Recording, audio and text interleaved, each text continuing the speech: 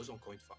C'est incroyable, bon, je sais, je l'ai déjà dit, et je sais que vous êtes aussi au courant, putain, il y a beaucoup de pauses dans ce qui concerne One Piece, il y a beaucoup de pauses au niveau des chapitres, là où d'autres mangas beaucoup moins populaires, justement, affluent au niveau des chapitres, mais bon, on n'en gagne pas pour autant plus de popularité. Ce qui fait que One Piece, en général, est vraiment considéré comme une œuvre incroyable, car même avec autant de retard au niveau de certains chapitres, avec les pauses, tout ça, ça reste au niveau top, au niveau de la popularité, quoi.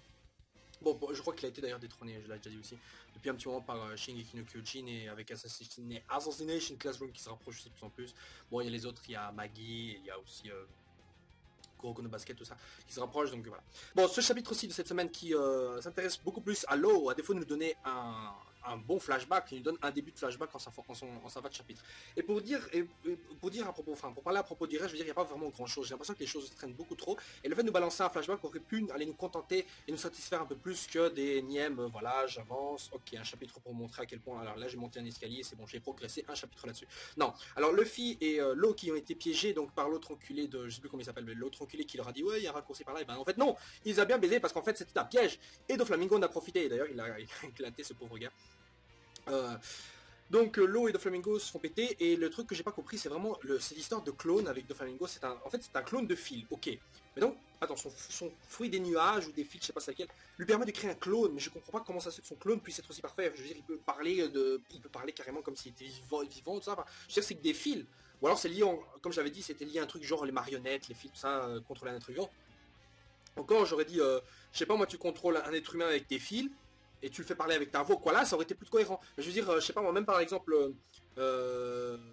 Mister 3, là, Mister 3, voilà, de Baroque Wars, là, qui a le fruit avec la cire, tout ça, il peut pas créer de clone de lui-même qui parle. Je veux dire, là, ça aurait été même encore plus logique. Mais des fils, bof, je comprends pas très bien, et le pire, c'est que son clone est limite assez indétectable, et je sais que quand quelqu'un peut créer un clone, en général, il peut en créer d'autres. Donc faut voir si Law peut encore créer, Doflamingo peut créer beaucoup plus de clones de lui-même.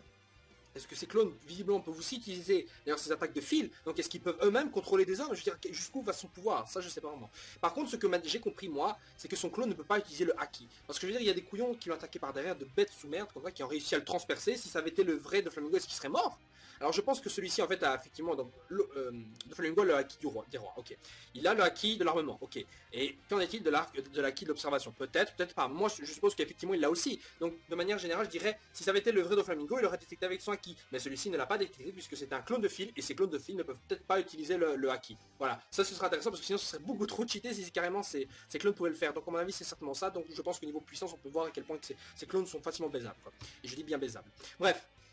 Alors Law et Doflamingo qui arrivent donc, Law, oui, et Doflamingo, une petite discussion avec Luffy qui s'est totalement neutralisé parce qu'il tombe dans l'eau, vu que son pauvre Lucie, enfin le buffle là il se fait éclater, ce pauvre petit taureau se fait éclater avec une balle de fil, voilà, il se fait éclater et le Luffy tombe dans l'eau. C'est incroyable à quel point ce mec qui est très puissant, Luffy est très puissant, mais vraiment il est dans la flotte, c'est fini quoi. Là il pouvait rien faire quoi limite. Bon heureusement il a été sauvé par Jet et Abdul, je crois qu'ils s'appelaient, qui les a bien aidés. D'ailleurs ces deux-là, franchement je me souviens même plus d'où on les avait vus avant, puis après ils deviennent vraiment des atouts incroyables pour Luffy.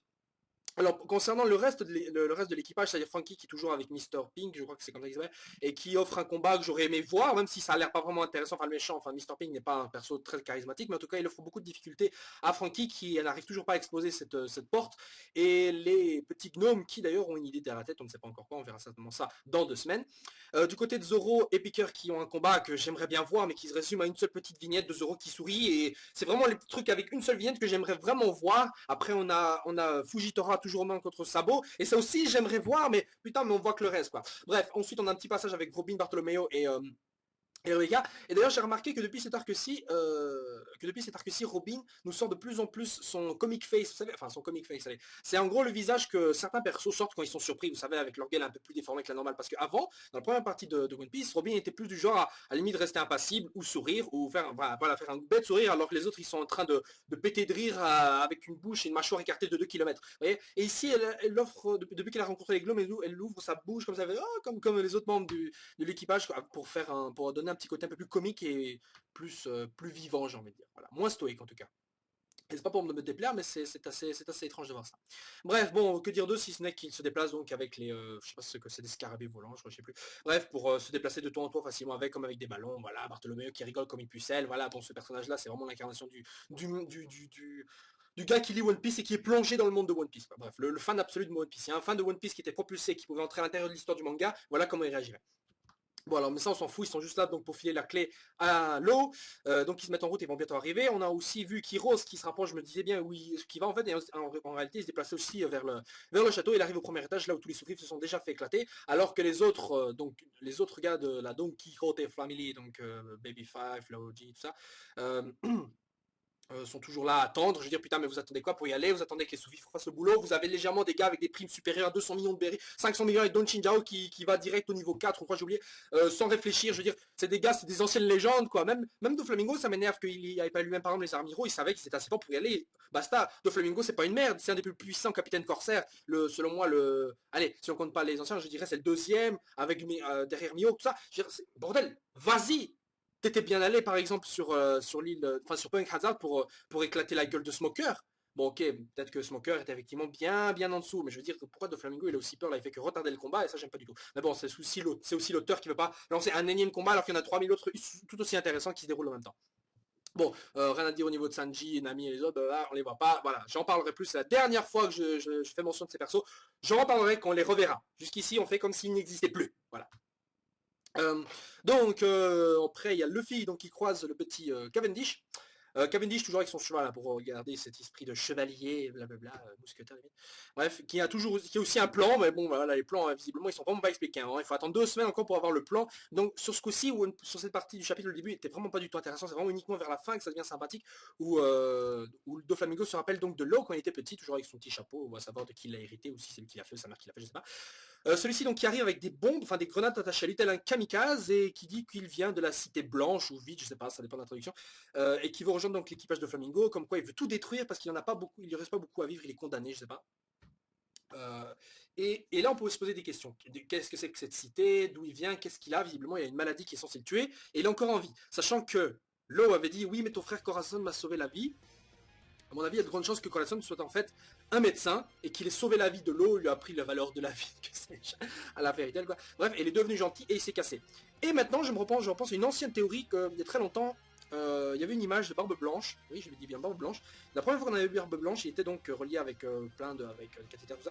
Enfin, il y avait des transfusions comme ça où il faisait des transfusions. Et sur ces médocs, il y avait un logo qui ressemblait beaucoup au drapeau, enfin au flag, oui, oui, au flag, ouais, de Doflamingo avec le sourire, tout ça qui ressemble limite à un clown en fait. Mais voilà, ça ressemblait beaucoup à la bannière Doflamingo de la Don Quixote, enfin de Don Quixote de Doflamingo. Et je me suis dit, attends, c'est Doflamingo qui essaie d'empoisonner Barbe Blanche, tout ça pour un plan bien diabolique pour le futur. Et là, je me dis en fait, eh ben non, peut-être qu'en fait, tous ces médocs proviennent justement de Corazon, le frère de Doflamingo qui était médecin et qui a peut-être proposé à Barbe Blanche ses services. Et plus tard, il a été tué. Alors je sais pas quand, enfin, bon, je sais, en fait, techniquement si. Corazon est mort depuis un moment, mais bon, c'était peut-être un médecin ultra connu, que sais-je. Et voilà, donc c'est peut-être lui, hein, donc il y avait au final pas vraiment de plan en arrière, il n'y avait pas de plan, mais c'est juste des méthodes qui ont été réalisées par la famille Don Quixote, alias Corazon Don Quixote. Voilà, ou de Flamingo. Ouais, bon, pas d'ordre, mais en tout cas, voilà, c'est un petit truc que j'avais mis comme ça, donc voilà, j'imagine que ça doit être ça, Corazon qui a sauvé la vie de l'eau. Alors on verra certainement ce que c'est que cette cité et pourquoi l'eau carrément, je veux dire. Ça, en fait, si j'avais bien compris, la cité blanche c'est aussi une ancienne référence à Hiroshima, parce que voilà, c'est un gars qui était à Hiroshima et que, enfin, je dis pas que l'eau était à Hiroshima, mais en fait c'est une référence qu'on voit beaucoup d'habitants d'Hiroshima qui ont survécu, qui ont développé des maladies avec des cancers, ça, qui les ont tués par la suite. Avec le nuage radioactif, tout ça.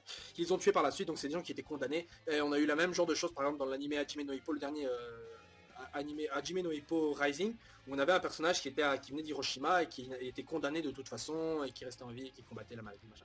Donc c'est des petites références comme ça, je sais pas non plus où va en venir le tome, c'est certainement une référence pas qu'on va parler d'Hiroshima. C'est vraiment, on va certainement voir une cité qui a connu le même destin, sachant que l'eau vient de North Blue, je crois, West Blue, non, North Blue, il vient certainement de North Blue, donc je sais pas ce qui a pu se passer là, c'était pas Grand Line. Donc qu'est-ce qui a poussé carrément à atteindre et aller chez Doflamingo lui-même. Doflamingo d'ailleurs je me demande quel âge il a en fait. Parce que là on le voit, il est déjà là, il a des cheveux un peu plus en pique comme ça. Il a l'air d'avoir plus ou moins le même âge, allez peut-être il a la vingtaine, je sais pas quel âge il a, alors que Law dans le flashback il a l'air d'avoir l'âge de Luffy lorsque celui-ci s'est séparé de Ace et Sabo. Enfin, pas au début de One Piece, mais je veux dire dans les flashbacks, quand il connaissait Ace et Sabo, enfin, ou à peine un peu plus âgé, je sais pas. Donc, et là, actuellement, Law, je sais pas, il a quel âge, il a entre 20 et 25 ans, je sais plus, il faut voir les databooks de ce perso. Mais je me demande vraiment quel âge a Doflamingo. C'est un truc que je me demande. Et ça peut être important. Voilà. Donc sur ce, on se retrouve la semaine prochaine pour le prochain chapitre de One Piece qui aura, enfin, pardon, dans 2 semaines pour le prochain chapitre de One Piece qui aura vraiment un vrai flashback là, parce que il y a encore un mois on nous disait ouais attends, voilà, le flashback de l'eau, enfin, On a un One Piece, le manga qui développe bien les persos tranquillos, et là, on va, en fait, non, on arrive. Et là, on va enfin avoir ce flashback qu'on attendait depuis un moment. Voilà, sur ce, ciao ciao, passez une bonne journée.